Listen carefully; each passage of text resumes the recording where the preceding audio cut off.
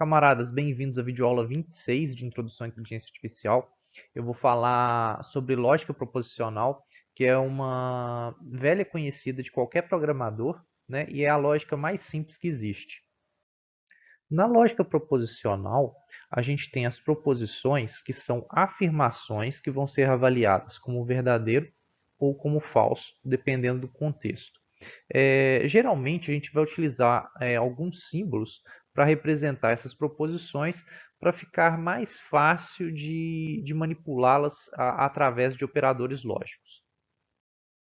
Na lógica proposicional, o menor elemento são as proposições atômicas, que não são formadas por nenhuma outra proposição. Quando eu pego proposições atômicas e as combino, né, através de operadores lógicos, né, ou conectivos lógicos, a gente forma o que a gente chama de proposições moleculares ou proposições compostas ou ainda expressões. Tá? Alguns desses operadores lógicos, né, ou conectivos lógicos, a gente já está familiarizado, né? A negação, a conjunção, a disjunção, mas também existe a implicação, ou condicional, e a equivalência, que é o bicondicional. Outro conceito comumente empregado na lógica proposicional é o conceito de sentença, que também é chamado de fórmula ou fórmula bem formada. E ela pode ser uma proposição atômica, ou simplesmente chamada de átomo, ou uma proposição molecular, ou seja, a combinação de proposições atômicas através de operadores lógicos ou conectivos lógicos, né? Então, só de você negar um átomo, né, uma proposição atômica, já é uma sentença. Né? Se eu combinar vários utilizando os conectivos lógicos, também vão ser chamados de sentença. É um termo mais geral. Tá? Agora, só exemplificando o que eu acabei de falar, a gente tem aqui S, que é uma proposição atômica. Ela é uma sentença. Não S é uma proposição composta, né? A gente está negando S e ela é uma sentença também. S1 e S2 são proposições atômicas e são sentenças.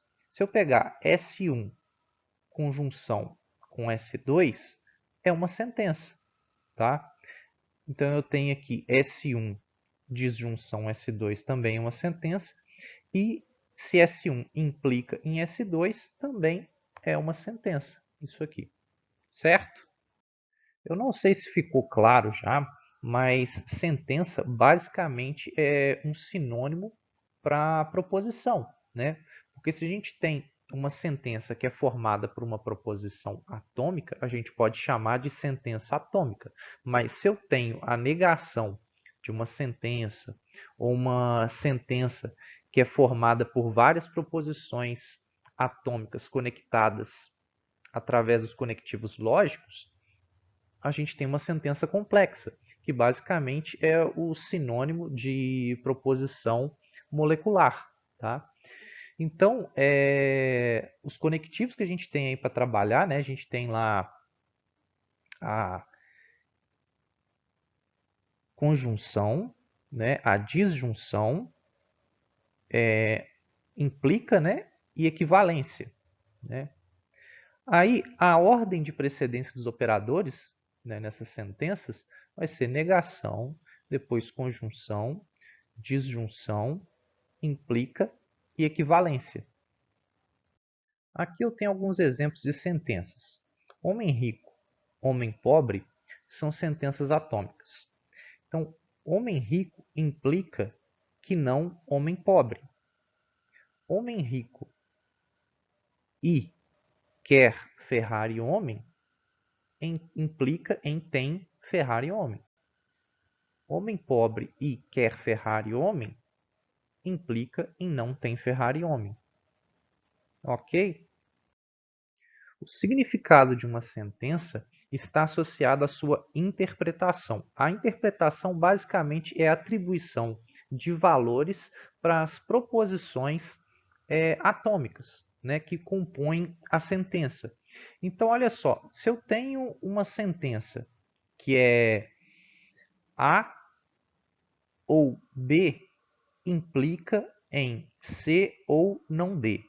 Uma interpretação seria, por exemplo, associar a A o valor verdadeiro, a B o valor falso, a C o valor falso e D o valor verdadeiro, certo?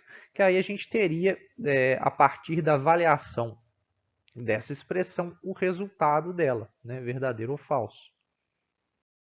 O cálculo da verdade de uma sentença complexa ou fórmula é calculada baseada na lógica booleana, que eu vou levar em consideração a precedência dos operadores lógicos que são utilizados na construção dessa sentença, bem como a verdade das proposições atômicas que compõem essa sentença.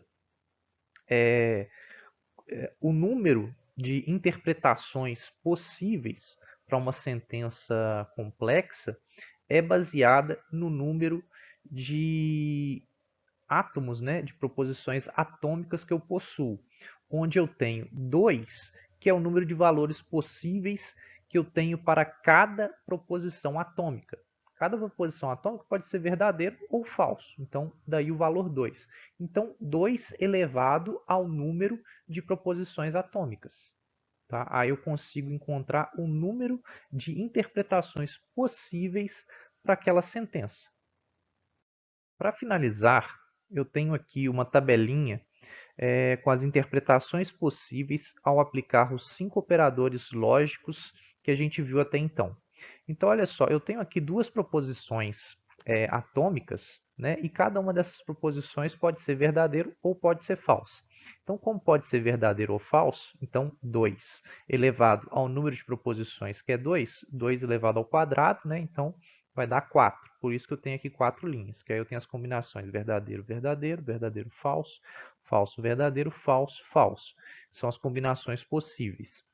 Aí primeiro eu tenho aqui o não P. O não P envolve uma proposição só, essa sentença aqui. Uma única proposição atômica. Então, 2 elevado a 1, eu tenho duas interpretações possíveis só. Porque se é verdadeiro, eu nego, vira falso. Se é falso, eu nego, vira verdadeiro. Na conjunção, né, se tiver no mínimo um falso, vai ser falso. Só vai ser verdadeiro quando os dois valores aqui forem verdadeiros das proposições atômicas, né? De cada lado aqui do operador de conjunção. Então, verdadeiro e verdadeiro, verdadeiro, verdadeiro, falso, falso, falso e verdadeiro, falso, falso e falso, dá falso. Já na disjunção, né, se pelo menos um for verdadeiro, vai ser verdadeiro. Tá? Então, se os dois são verdadeiro, verdadeiro, verdadeiro ou falso dá verdadeiro, falso ou verdadeiro dá verdadeiro, falso ou falsa que dá falso. No caso da implicação, né? Então quer dizer que se P é verdadeiro, então o Q vai ser verdadeiro, porque o P implica em Q. No caso da equivalência, só vai ser verdadeiro quando o P e o Q tiverem os mesmos valores. Tá? Então, se P é verdadeiro e Q for verdadeiro, vai ser verdadeiro. Se P for falso e Q for falso, vai ser verdadeiro. Nos outros casos, vai ser falso. Certo? Então, isso era tudo que eu tinha para falar sobre lógica proposicional. Até a próxima!